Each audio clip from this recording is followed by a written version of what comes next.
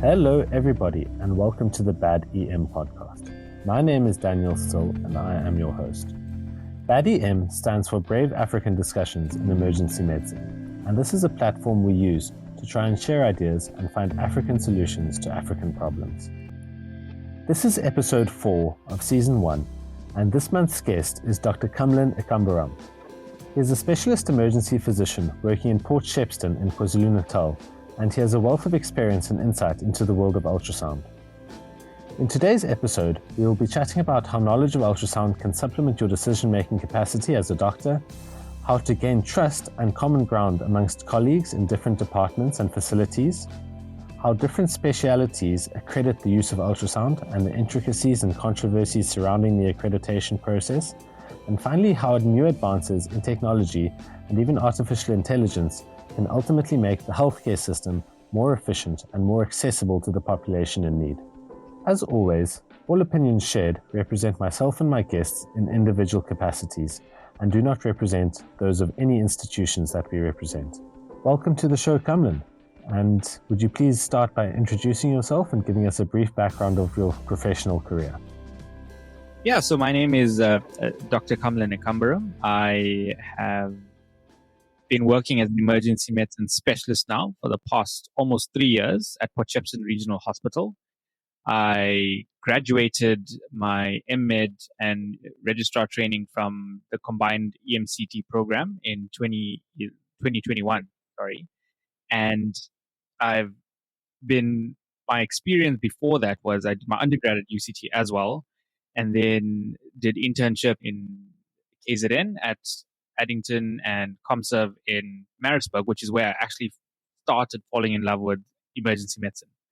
So before that, growing up at UCT, it was always either do medicine, either do surgery. And interestingly, I really wanted to do surgery. And during my ComServe, I actually wrote the surgical primaries, but decided that that's probably not for me. And one of the things that actually led me down that path was to see EM consultants in action. And one of the things that really brought me to it was point of care ultrasound. So the fact that they had an ultrasound machine then, it was just, oh, you can actually just do this by yourself and make decisions and sort out things right there and then. And that was part of the thing that led me down that journey. So I spent some time on cruise ships after that, then came back to a reg post. And since then, I've been in emergency medicine. And as I said, I've been working now in Port Shepstone Regional Hospital, which is in the south coast of KZN for the past almost 3 years.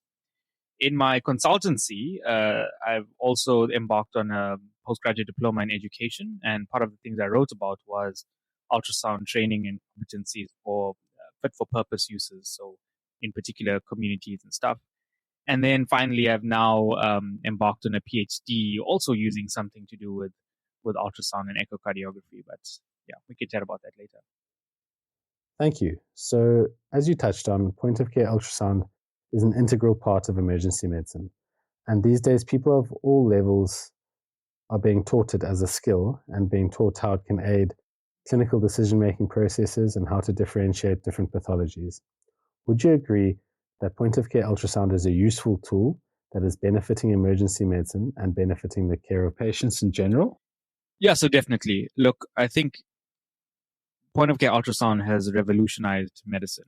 So point of care being the miniaturization and portabilization, if that's even a word, making portable the previous ultrasounds which were in a lab, taking it to the bedside where decisions can be made at the point of care, given the clinical context, and to aid in those decisions. We can think about point of care ultrasound, or I think about point of care ultrasound as, let's say, an advancement on a stethoscope. So we would have maybe, if we had the ability to have this kind of podcast at the advent of the stethoscope, we might be saying the same thing. Do we think stethoscopes are going to aid us in our clinical diagnosis? And in fact, it's not going to be the be-all and end-all, but it is another data point that, if integrated well enough, can definitely provide phenomenal value.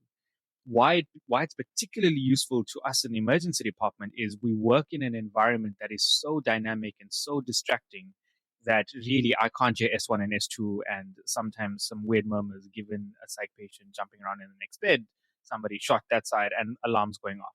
And so what ultrasound does, it provides us with a semi-objective way of quantifying something using sound to generate pictures. And these pictures then can be either dynamic in terms of a moving image, or a static where we can label and annotate that is reproducible and undeniably true for that patient at that point in time. And that then allows us to be more confident in the things that we do, either to confirm our clinical suspicion or to rule out certain things that we wanted to get going. And that's how it aids in rapidly giving us confidence in diagnosing certain things. So you can do things very quickly, but you might not be confident, you might not be accurate. But point of care ultrasound gives us that extra edge to say, look, we've now got another tool in our toolbox that can be seen by another person and can be repeated and has a level of objectivity to it. So to touch on a few things you said there, firstly, we need to use ultrasound within a wide range of other clinical findings in order to make decisions. It's not a standalone test. Also, you used the word objective. In terms of objectivity, ultrasound is very provider and skill set dependent in a similar way to skills such as stethoscope use or trust with what you can palpate with your hands. How do we approach gaining trust between people that you work with in your own department and also people that you are referring to? You may be sending them pictures and videos, but more likely they just have to believe what you tell them with regards to what you saw on the ultrasound. And so that's the first question. And then this question leads into the topic of competency testing and the accreditation process. Yeah, so you've touched on a few points, and I think let me try and unpack that as best I can, and then please just remind me if I've left out anything here. So from the outset, I think we can take the view of point of care ultrasound as sort of two. We can take it from two different approaches. So the one approach is where we look at it as a standalone test, right? So as a test, like any other test that has an intrinsic accuracy that's attached to it. So the accuracy being made up of sort of sensitivity and specificity, and the summation of it all is how well can this test differentiate people with that condition or with that disease versus people without. I think it's probably going to be beneficial if I can use an example, and let's say the one that probably everyone knows, which is the first application that we learned. Let's talk about the EFAST, right? So the EFAST was designed as a binary sort of variable to say, in this given patient, do I see the presence of free fluid or not? So if we think about the accuracy of the EFAST, let's say we talk about how well this test performs. Now, if we break it up into the sensitivity part, which is how well does the test perform on those with the disease, we're saying a good test will pick up everyone that has the disease. And a bad test or a badly sensitive test is actually going to not pick up those that have the disease. So you're going to have false negatives. Now, if we think about that in terms of providers, so someone performing the test, what could be the possible reasons why we would not pick up free fluid? So maybe we didn't get the right view. Maybe we didn't adjust the gain settings and it looked like it wasn't there. Maybe the patient moved around while you were doing it. Maybe your machine has a crystal fault at a certain point that generates an artifact that is unfortunately at the point that you can't get that free fluid. So if you look at it that way, then it means that these things are dynamic. So the scan accuracy is attached to an individual at that particular point in their training. So I imagine my sort of, let's say my medical offices where I'm working now, I imagine each of them having a particular label attached to them that says, this is my accuracy today, right? So in EFAST, the MO number 1 is, let's say, 98% sensitive. And I would assess that trust and attach it to that person to know, when that person tells me that they saw no free fluid, I'm 80% sure that there isn't free fluid. I'm not going to repeat that exam. Whereas if somebody else said, you know what, I think there's no free fluid, I'm going to be like, okay, as soon as we walk away, I'm going to go definitely look immediately at that. And that then means that the test itself doesn't have an intrinsic accuracy that is independent of the person performing the test. And additionally, the person performing the test doesn't have the same accuracy today, tomorrow, as they get better, as they improve. And so it's difficult to then say, is this test useful without attaching it to whoever's providing the test and interpreting it and using it for clinical use? Now, I have the benefit, obviously, of having worked with my medical officers. So I see them every day. I see them grow. I've seen what they get wrong and what they get right. So the other side of sensitivity would be specificity. So how well this test performs on those without the disease, right? And if you are saying that people without the disease actually have the disease, that's a false positive. So things like that could be they picked up an artifact, or they saw the gallbladder that might be actually mimicking free fluid in the right iliac fossa. The right upper quadrant. And these are things that maybe with knowledge, with time, with practice, also reduce in time, also get better. Now, I would be able to say that because I have a relationship with this person. Now, let's say we are referring to another specialty, a specialty that is outside of our hospital, that we've never met before. And we're trying to say, look, we've seen this, we think it is there, and you need to now trust us and make clinical decisions based on what we've seen. And this brings up even a bigger problem in medicine, which is the complexity of referral and the human factors that facilitate patients to go to different areas.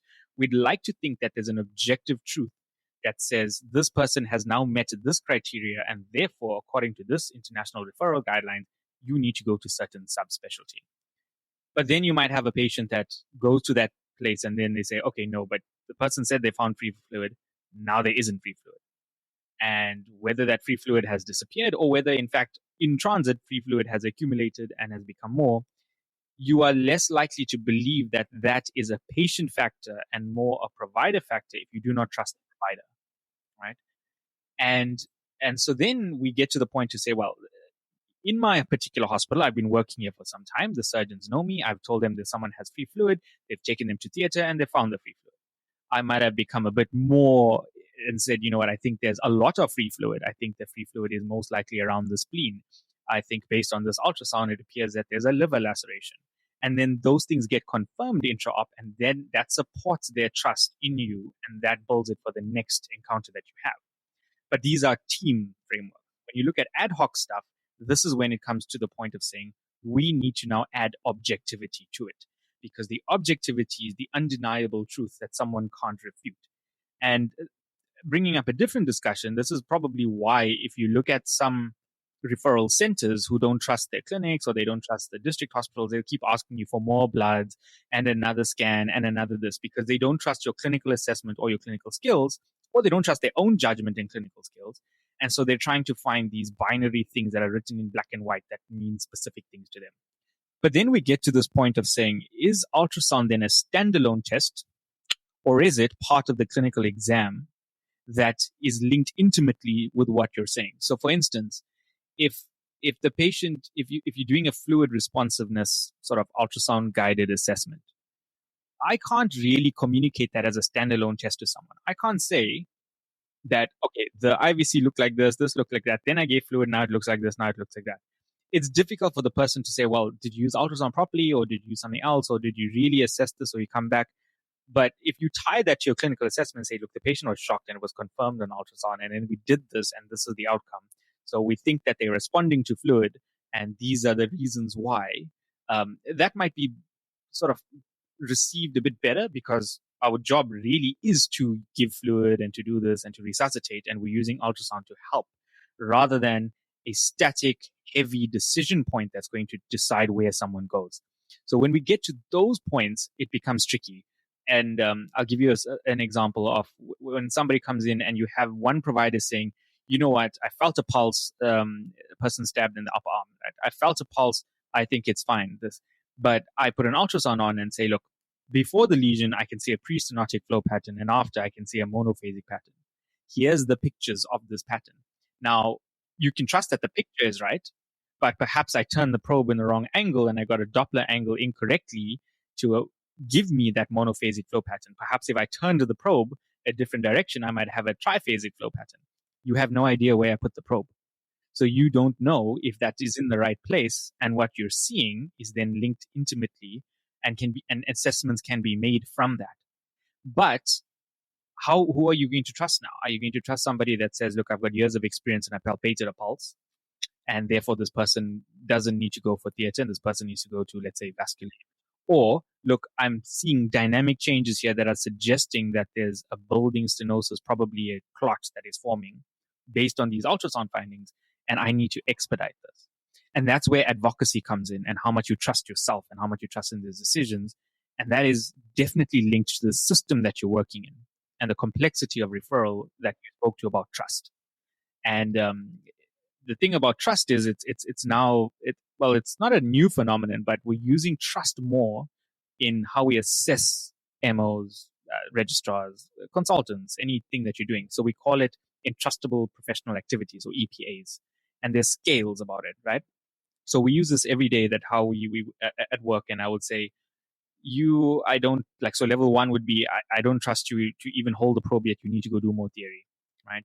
Level two might be, look, I trust you, you can scan this person, but I need to be there right with you. You need help with this, you need help to think about it, why are we doing the scan? Level three might be, look, I trust you, you can do the scan as long as you send me your images. I don't have to be standing by you. I know you know the reasons, I know you need minimal help. And then let's say we go level four. Level four is you can practice independently, and whatever decision you make and you integrate it, I'm okay with that. And then we get to level five, which is the apex, which is, I trust you enough to not only be able to do the scan yourself, but to teach others how to do it and be there to supervise them. And so you can attach these levels to people, and probably ties in somewhat to accreditation, but these will give you a sense of who would be allowed to do this with whatever supervision they need, and what trust you can apply to that person. And these things are dynamic, obviously, right? And while we're talking about that, I think if you think about ultrasound, we've kind of been talking about just in isolation, but a nice framework to think about ultrasound, and this comes from education, is sort of the I-AIM framework, right? So where I stands for the indication. So do you know the indication? Is this the right indication to do the exam? And is it the right exam to do? So why are you doing a DVT scan on someone who's obviously got cellulitis? You are more likely to pick up a problem by accident because someone told you, no, rule out DVT. But clearly there's cellulitis. Now you might accidentally find a lymph node and then not interrogate it well enough and think that's a clot in a vein, right? Because the surgeon told you, you know what, you need to go and do an ultrasound to rule out a DVT, when someone has clearly been bitten by some sort of a spider that has now cellulitis. And that decision might actually make a patient's pathway through the hospital much more complicated. No, totally. And I mean, we haven't even talked about people calling right heart strain that now decides that someone needs a CTPA, when in fact the right heart was normal, or you had the image flipped around and you completely missed something else. Yeah, but that's so if you think about the next step now, so we got A, and A is acquisition, right? So we talk about how did you acquire, or how can you acquire this image, and how did you optimize it, and do you understand how we get to it? What does it mean? Do you understand the knobs and the dials and what the artifacts are and what you can interrogate and what you can't? And then most importantly is the decisions that we make around this. So what is your interpretation of the scan in that context? And then the M stands for the medical decision making that goes around it. And this really comes in as a package. And this is where we differ from using sort of comprehensive or lab-based radiology scans, where we can be saved or hurt by not integrating the whole thing together. You might clinically assess somebody and then come up with an ultrasound that goes against it, and then say, look, where's the problem now? Maybe I didn't do the right scan, or maybe my clinical assessment is wrong.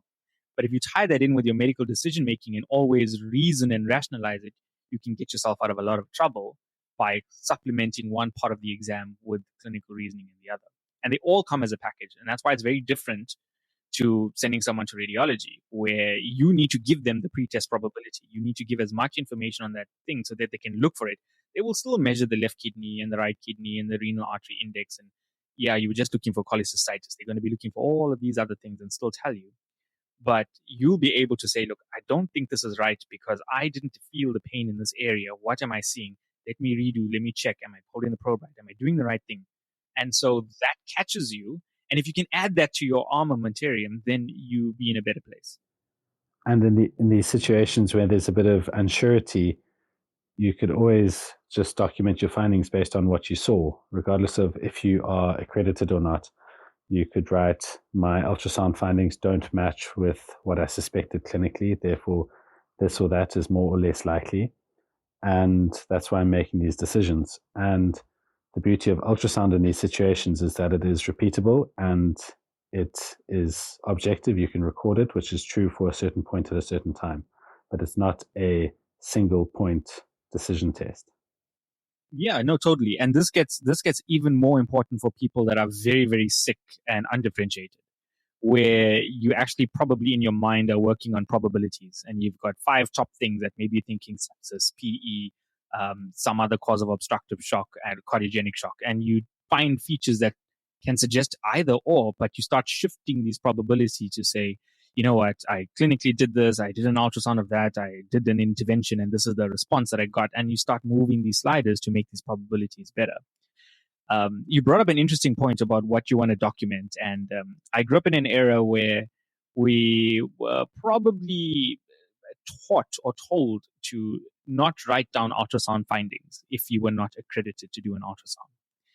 And this is an important point, and I think for me that's wrong. Quite a lot of people have quite strong views about this. Yeah. So my thing is, right, if I had to tell you, let's go, let's find the ball in the field, and I say, okay, go look for the ball. So you'll go and find the ball. You'll do your own thing. You'll come back at a certain amount of time. You would have found the ball, right? This is a big field. But let's say I told you, go find the ball in the field, but look in the top left corner. You cannot unhear that, right? That has now biased you into whatever you're doing there.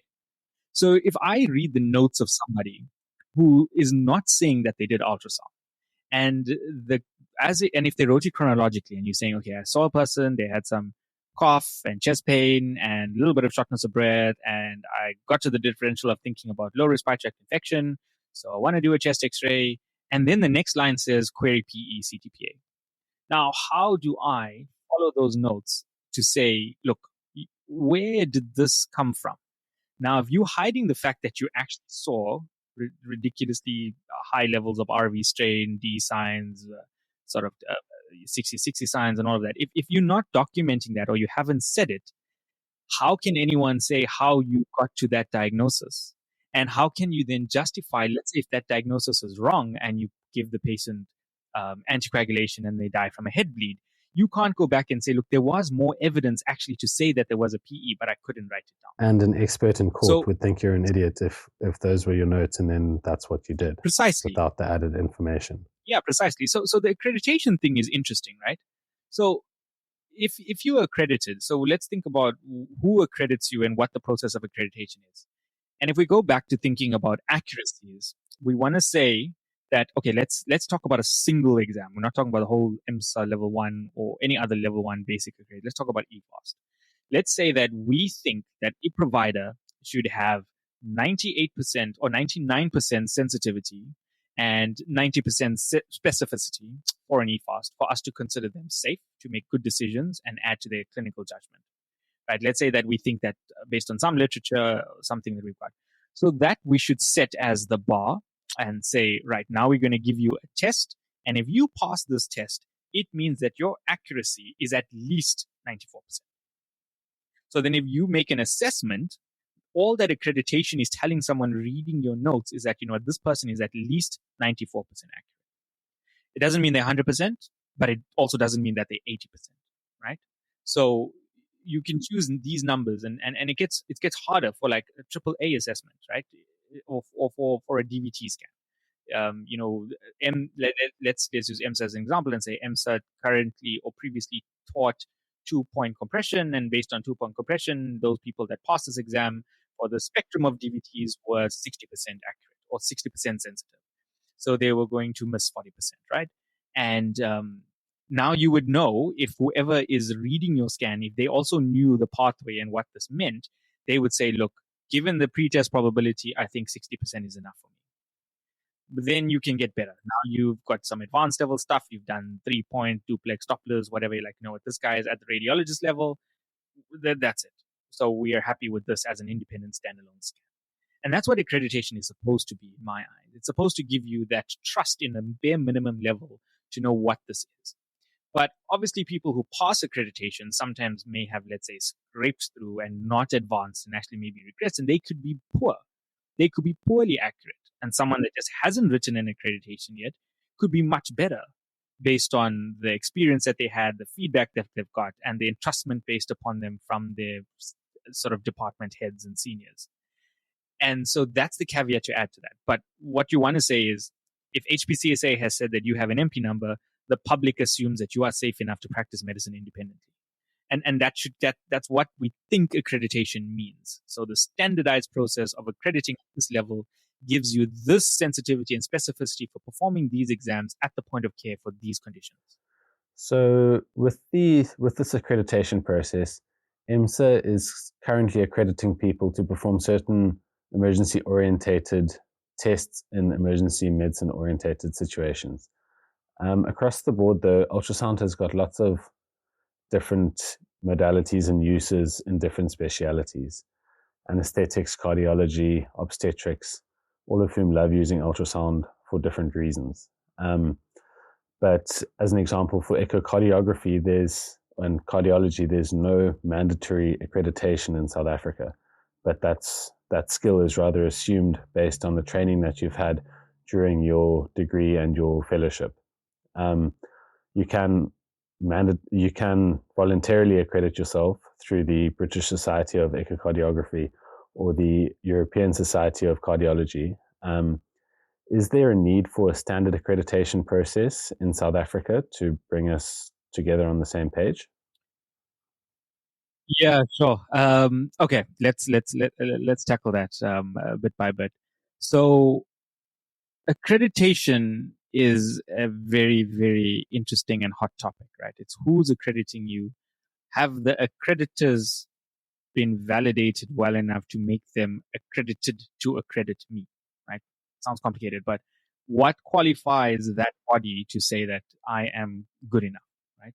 So what's the credentials of that body? And then when we talk about the actual test, right? So the test that you write or the accreditation process is in and of itself a test. And in and of itself, it will have false positives and false negatives. Some people will pass who shouldn't have passed, and some people will fail who shouldn't have failed for various reasons. And what we're testing, so what's the validity of that test? What did I test this person's ability to do?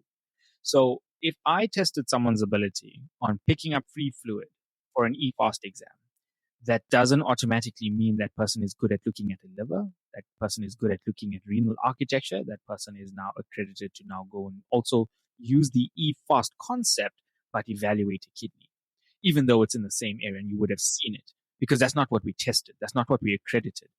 And that and the reason why the basic course has been sort of set out in those particular easy to do modules, except the cardiac, that's very confusing and very hard to actually test, is because these have been identified as things that are common to most emergency departments and things that will provide the most utility and things that we can test. So we can test your ability to insert a cannula into a vein because we've got an objective start and an endpoint, and we can assess smoothness by some sort of subjective measure. We can assess your ability to identify free fluid. We know the ground truth. We know that we've scanned this patient before. There's free fluid. You should find it. It's not a difficult thing to find. But now let's talk about things like hydronephrosis, right? So hydronephrosis is an important thing to find in an emergency department. It can tell you that there's a pathology there. There isn't a pathology there. There's pathology below the level of the bladder because you think that it's bilateral or whatever. But now hydronephrosis isn't a binary thing. It's very difficult to actually identify mild hydronephrosis because you might miss the ureter completely. Severe hydronephrosis, great. It looks obvious. But now we were expecting a grade. And now how do we assess someone's ability to assess that grade properly? We don't even have a defining point to say what is mild and what is moderate. So how do we assess that person's ability? So how do I credit someone on being able to do that? There's a new study that, well, not new, sorry, it's old now, but the VEXUS sort of protocol for looking at fluid overload, which requires you to be able to assess the heart, assess the IVC, assess the Doppler flow pattern within the hepatic vein, the portal vein, and then look at the renal vessels. Now, these things are extremely complicated if you haven't been used to doing this. And every step further along the way in a conglomerate of a score adds more variability and more complexity. If you get things wrong along the way, your final answer might be wrong. How do I assess someone's ability to do the VEXUS score properly? How do I assess someone's ability is in an emergency department to actually look at the mitral valve properly? And when we have these frameworks and we can do it, then maybe we can have universal accreditation. But right now, what I want to know from the mitral valve assessment from an emergency department what the critical care specialist wants to know, what the cardiologist wants to know, what the cardiothoracic surgeon wants to know are different.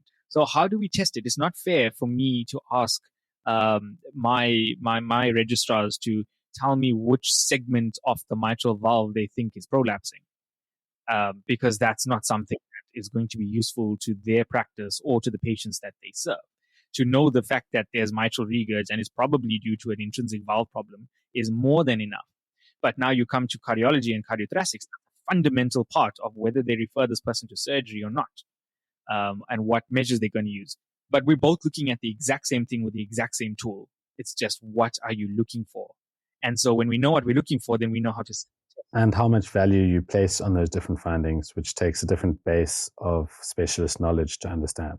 Exactly. Like there's an entire, like I look a lot at Nephropocus, which has really great articles and really great studies on looking at kidneys. But if your sole focus is making decisions based on a kidney, you're going to have minutia, like miles better information about what you're looking at. You're going to be looking at things that even the radiologists are not looking at, because this is what you're doing. You're finding out new things. You are living at the edge of what the knowledge that we know. And so as you push the boundaries of what we know, so does the perimeter of our ignorance evolve. And then how do we even test things that we haven't yet discovered? A simple example is, like, we used to send patients in one of the hospitals that I worked in. The trauma surgeons required them to have a cardiac ultrasound done to exclude the presence of free fluid when someone was stabbed. The old stabbed in the cardiac box, therefore must have a formal ultrasound. By a sonographer. But this person would go now to, let's say, a radiologist in the lab, and they would do a sub-Ziffy view, and they would say they think there's free fluid or not. Now, this is a vastly inferior study to what a cardiologist would do. And you can see that. But this is because a radiologist, like, we don't do echoes. We don't even have an echo probe. Why would I even want to do that? Because that's not what I want. Whereas you come to the cardiologist, they're like, yeah, there's this amount of free fluid in this pocket, and this has to do this, and the pressures in this chamber equate to that one, and this is not tamponade because of this Doppler phenomenon, and there's miles more literature in that thing. And so the specialties are so different with using these tools that I don't think there'll ever be a universal accreditation.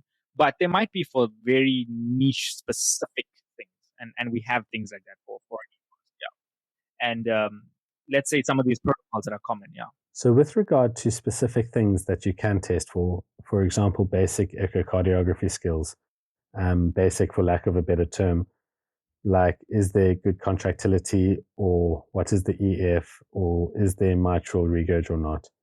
Do you think there is room for an accreditation process for non-cardiologists that could help with referral and also non-referral to a cardiology service, which would save time and money for your patients and for the system? For example, if you could assess somebody that has 4-chamber dilation and poor contractility, and you think it's from an alcohol-induced cardiomyopathy or long-term chronic disease progression, that person doesn't need specialist cardiology input. And if they did go there, it would clog up an already clogged up system. Yeah, definitely. And this is speaking to context, right? So if you're an EM physician working in a critical care hospital, there's really no reason for you to go to that nth level of degree. You've got cardiologists that are literally next door to you that can come and do the stuff.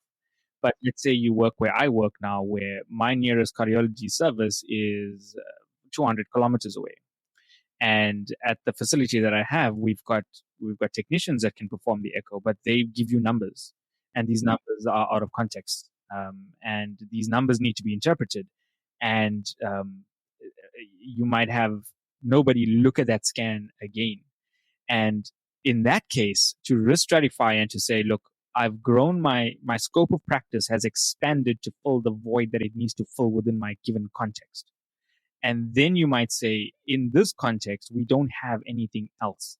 So I'm going to give you something that you were never going to get before, but I'm going to give it to you with checks and balances to say, I've also considered this. I've excluded this because I didn't just look at color coming back into the left atrium and decide, whoopie-doo-dah, it's mitral regurg, and that's your problem.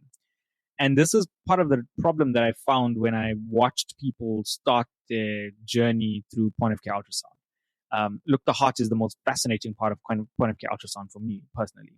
And I think for a lot of people. And the moment you start seeing the heart, it's really like, wow, now before we've been doing an EFAS and it looks like kind of a liver, it looks nice. You saw a kidney, it's a bit boring because they don't move. There's free fluid or there's no free fluid. And then you move on. And then you struggle a bit and you find the spleen and then you get happy and then your hand just learns how to continue finding the spleen and then you get over it. Now you've got this cardiac structure, which is this fast moving structure with things that are going all kinds of, and then you're like, wow, from my undergrad learning and anatomy, this is not what I expected to find on an ultrasound. This is not what I expected the heart to actually look like and actually function. And then you find the color button on the ultrasound machine and you press it. And then you haven't looked at what the scale is and what the normal parameters are supposed to be and what your Nyquist limits are, but you see color going from left ventricle to left atrium, and you think, yeah, this person has mitral regurg. Now, if we go back to that framework, this is literally just the image acquisition and a partial interpretation. It's not clinically deciding that, you know what, this mitral regurg is secondary to another problem that I need to look for. Or this mitral regurg is completely innocent. Or the heart is the cause of the problem because of this mitral regurg. Or actually, this mitral regurg is secondary to chamber dilation because there's actually severe chronic AR that I didn't even look at because I didn't know how to go for that. And this is where we run into problems, and especially EM as a specialty, because we will find this. We won't write it down. We won't record the proper measurements that are meant to record, because the whole point is you can't just feel the one limb of an elephant and think that it's a carpet. You've got to open your eyes and see the whole thing, right? And so we would refer a patient somewhere saying, can we book for the cardiac clinic because this person has mitral regurg? And we completely forgot why the person even came to the ED in the first place. Now this person rocks up to the cardiac clinic, taking a space of somebody else. Someone sees the person and they're like, oh, this person got referred with moderate mitral regurg. You look at it and you're like, there's not even a hint or a trace, or it's not even mild. This person doesn't need to be here. And so now we've set a person down a path of wastage of resources and creating anxiety in that person and potentially missing another diagnosis that we should have picked up otherwise, because we biased and anchored people to this thing because we haven't integrated that knowledge. And that's where we run into a lot of problems. And so expanding our skill set to say, look, I found mitral regurg, but here is my learning. This is my skill. I think that this mitral regurg is due to this, this, and this, and these are the parameters that I can use to back that up, and this is how I measured it. And this is some sort of training that I've gotten. So now I can justify not sending that person or calling them back to the service in a certain period of time to look at it again, or saying, in fact, you know what, I think this person has mitral stenosis and they haven't yet developed pulmonary hypertension, and I think they might benefit from valve surgery. And therefore, I'm going to discuss this case with you as this, give you some parameters, and then that might fast track that person and they might be saved. And you might save other people from going. But that's only going to work in a context where you don't have a reliable service, which is in a lot of places in South Africa, to be honest. Even more so in the rest of Africa, and access to them is so often delayed by distance and by waiting times. Yeah. Even if they are a reliable service once the patient makes it there. Yeah, and you don't know, like, we don't have great feedback structures. We don't know what happens to people sometimes. Our EHRs are either non-existent or partly functional. And so you might say all of these things and you were hoping that the patient would come back, and then you can look at what they did and then correlate it and decide if you were doing the right thing or not. And this is what, I mean, EM, it suffers tremendously from this in general. But when you could make a very nuanced diagnosis and then you never know if you're actually right or wrong because the patient has just disappeared into the atmosphere and never comes back to you. Yeah, totally. And you know, it's because our specialty has, and especially with what the perception of other people have of our specialty, right? So what do the cardiologists think we actually do? What does the average cardiologist think an EM? I don't even know if they know. A lot of them know what EM specialists are, but let's say they know. What does the cardiologist think that, or even a cardiology MO or registrar working in a cardiology department that you discuss in this case with? What do they think you actually know and can do with an ultrasound? And why are you even using an ultrasound and looking at the heart? I thought that your role was to resuscitate people and look with an ultrasound to see if the heart was beating or not. How did you get from deciding that the heart is beating or not to telling me that this person has moderate to severe mitral regurg that is now becoming complicated into severe MR because there's a development of pulmonary hypertension, as I can show you by this tricuspid regurg jet? So how did you get to that point, and why must I, how did this happen? And in a service that, let's say you're coming from a rural place where, these things just became S1, S2, no murmurs until someone had end stage congestive cardiac failure, right? There's no like in between. You either, and even when they have congestive cardiac failure, at some point you'll find the note saying S1, S2, no murmurs. Now you are actually giving the people more stuff to do because you are picking up patients that would never have been picked up before, right? So now people are saying, well, how all of a sudden that you started working there, now we have more PEs? Well, we are diagnosing more because we are looking for more, because we are aimed and we are armed with the tools that can find more things. So this is why we are going to be burdening health services more, because this is what should have happened in the first place. We were just doing a bad job initially. The sensitivity is going up, not because of a higher incidence or the patient's getting sicker, but rather we are just getting better at picking up things, you're saying? Yeah, and keeping them alive longer. But yeah, with regards to the other disciplines not really having much of an idea about emergency medicine, I think that is improving over time. I think that most clinicians, let's say under the age of 50, obviously with some exceptions, have had more contact with emergency medicine as a specialty throughout their professional career or their training even. And I think the trust and the collegiality between the departments is improving with time. Yeah, no, that's definitely true. Like, I'm referring more and more patients to my friends who are in med school with me or who did registrarship with me, who have a background of my skills and I have of theirs. And so that generation is going to be a much better generation because we've obviously grown up in a different time and we've got this collegial mentality that says, I do trust this person because I actually know something about them because our social networks are very different now. Yeah, definitely.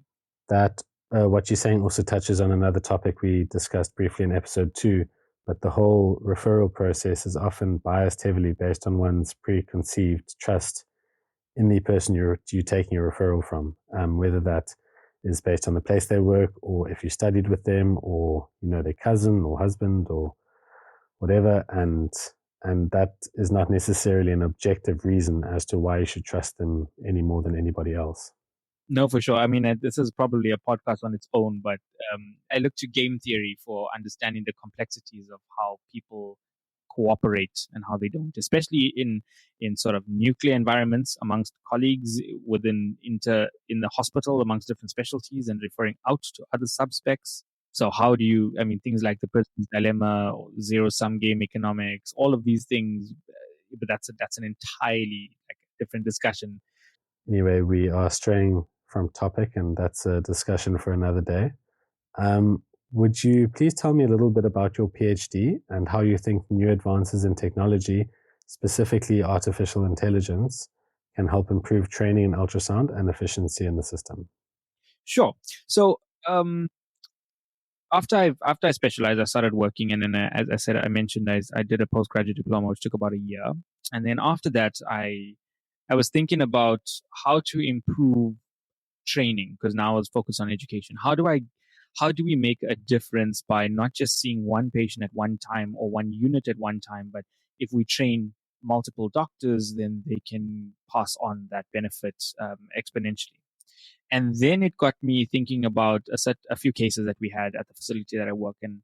And we wrote a paper last year about using a Bayesian framework to try and integrate point-of-care ultrasound to pick up acute left-sided valvular catastrophes, something that you won't be able to do without a certain set of skills. And it means that those patients are just unfortunately going to die no matter what you do if you don't know this and you can't do it.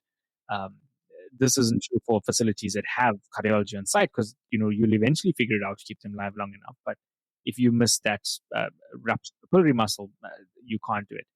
And then I got to thinking after that, well, how can now I take this knowledge and give it to lots of people? And then I figured, one of the hardest parts is actually how do people actually use ultrasound? How do we train them where we have a lack of people to train? And what are the biggest barriers to using point-of-care ultrasound is not being able to find the heart and then not being able to know what to do when you found the heart. and then not being able to know that you did the right thing, or you have some objective way of correlating what you found and integrating in your clinical practice. And if all of these things are such barriers, and then you find that there's no use to even doing this thing, you rather just go back to your normal stuff, then you're not going to learn these skills, and you're not going to provide these metrics on how to improve patient care. And then I stumbled upon thinking through things that were being done elsewhere, right? Where people are using artificial intelligence models to learn and understand certain things about echocardiography. And I thought to myself, well, if we can have certain models trained and learned on certain behaviors here, we can maybe substitute or integrate this into one of our learning pathways and say, look, we can just have to teach you how to get the image. Because once you get the image, you'll become clinically useful because we can give you a tool that will help you interpret it until you can interpret it by yourself. Or we may be able to get a program to teach you and guide you on how to get the right view in real time without someone having to stand there by your side. So as you get this feedback and you start to grow, and we supplement this with technology. And in the age of sort of ChatGPT and all of that, we've got AI that's been democratized, that it's such a cheap and accessible resource to a vast number of people, which is magnitudes cheaper than a specialist and being there to train you.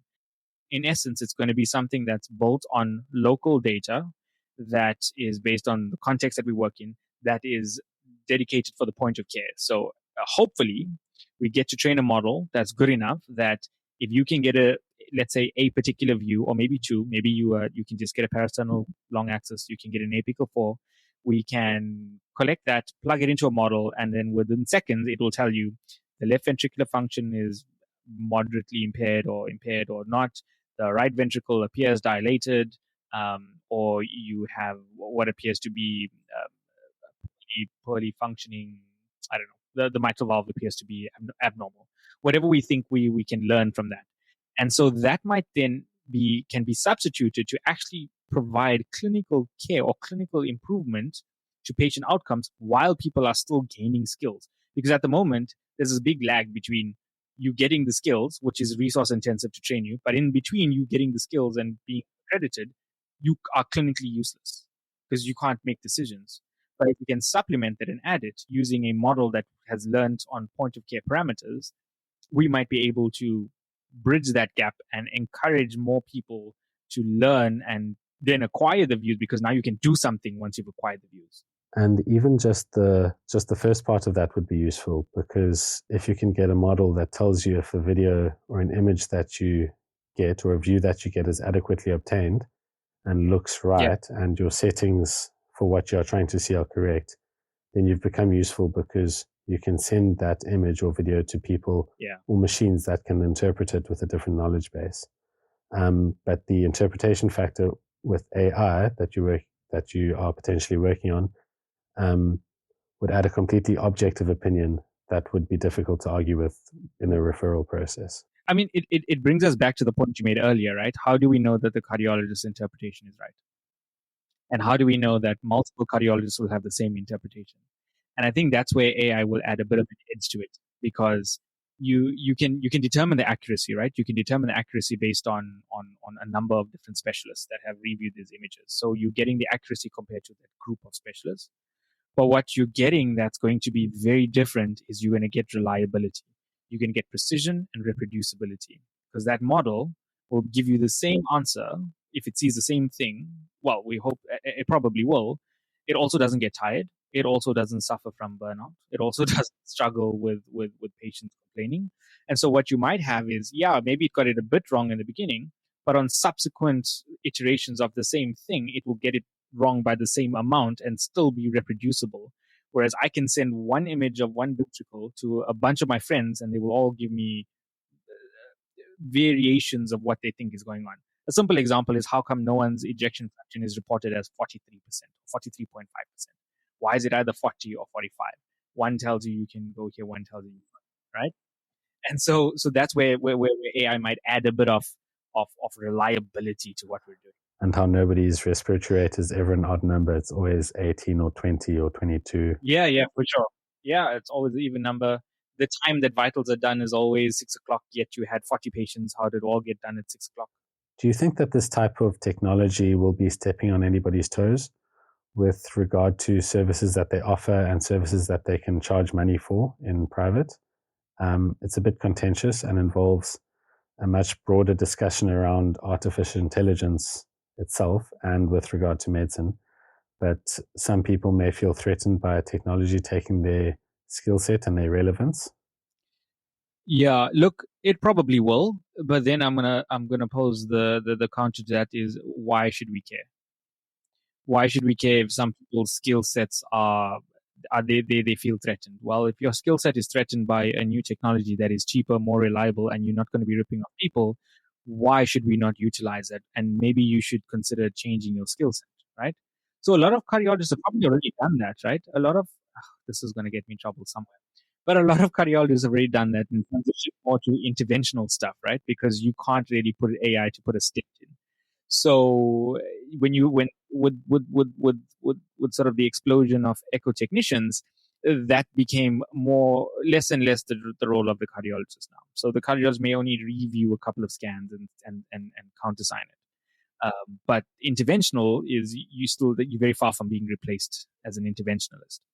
But let's say we have a technology that can be brought to resource poor settings that is cost effective, doesn't require the resources of, let's say, being paid overtime, and will definitely improve clinical care. Let's assume that all these things are true. Then a few people's skill set being trampled on doesn't justify holding back this technology. And I mean, I think cardiology and echo is still a very, very long way before people start becoming replaced, because you're still going to need someone to look at certain other indices. Like, example, you might get a massive data set that all you can train on it is, let's say, the ejection fraction. But you still haven't trained this thing to look at pulmonary regurg velocity, which might be useful to somebody. So that's not going to be replaced. What might be is it might improve efficiency by saying you don't have to measure the EF anymore because you click this button. It'll auto do it for you, which is your most labor intensive step. And now you can concentrate on other things. So, speaking of adapting one's skill set, you are an emergency physician that has taken it a step further and accredited yourself with the European Society of Cardiology. Could you run us through that process quickly and what it actually entails? Okay, so just to clarify, I'm not accredited yet. I need to just complete a logbook. When I was doing my registrarship, I rotated through cardiology at Tygerberg, where there's a phenomenal department of teaching there. They run Sun Echo, which is this particular conference where people go to actually standardize and learn how to do echoes. And actually, the people sitting there are actually cardiologists. So that tells you something. And after that, I said, well, I need to keep up my skills. And so what I did was, when I started my consultancy, I now I've got nobody to teach me. And so I did on the recommendation from one of my friends that I worked with at anesthetics, I did there's a 1-2-3 sonography sort of mini diploma in echocardiography. But the benefit of that is there's really good lectures and really good sort of hands-on from start to finish, really good teachers. So the educational value is great. And then after that, I said, well, now I think I'm getting much better at doing echocardiograms, but how do I convince people that I am good? And then I looked up accreditations, and technically there was really only 2 that were available to us. And very few people in South Africa actually go through the accreditation process. And since COVID happened, the ESC has become more accessible because they've invested in their online platforms rather than you having to fly to Spain to write these exams. And the ESC has got a phenomenal education sort of theory underpinning the whole thing. So how it goes is you register, and then they'll say, okay, these are the exam dates, but before then, we recommend that you know this and this and this and this. This is the syllabus. So it starts off by assuming that you are working in a place where that requires you to do cardiac ultrasound. And then it leverages on that you don't have to go and learn the basic acquisition, all of that stuff. Now you are going to do interpretations. So you're learning the fundamentals of it. You need to know the physics from like ground up. You need to know the pearls and pitfalls. You need to know, and it's quite a lot. It's quite a big volume of stuff to digest. And then you write this exam, and the exam consists of 2 parts. And this is what I found interesting. One is a theory part where you get a lot of MCQs and you got to pick up things. And then you get a reporting part where they give you images. And you are now you got to look at these things and basically report and say, I think the pathology is Fabry's disease or whatever. And, this is basically on global pathology. So it's not just TB. And then once you're done with that, if you pass that, then what you've proven to them is that you have the theoretical knowledge and you are currently scanning. And then they say, right, now you've got 12 months and we want to see a logbook of this many scans that just confirms that you've been doing it. So you have a supervisor at your facility that says, this person was actually doing these scans by themselves. And you submit a list of, I think, 6 or 7 specific exams with clips and videos that they want to see and a report of what you've done to just confirm that, in fact, you have the theoretical knowledge because we've shown that. Now, with that theoretical knowledge, your echoes are going to be better than what you were before you had that theoretical knowledge confirmed. And so you're going to be collecting high quality scans now. And once you've collected those high quality scans, we will certify you.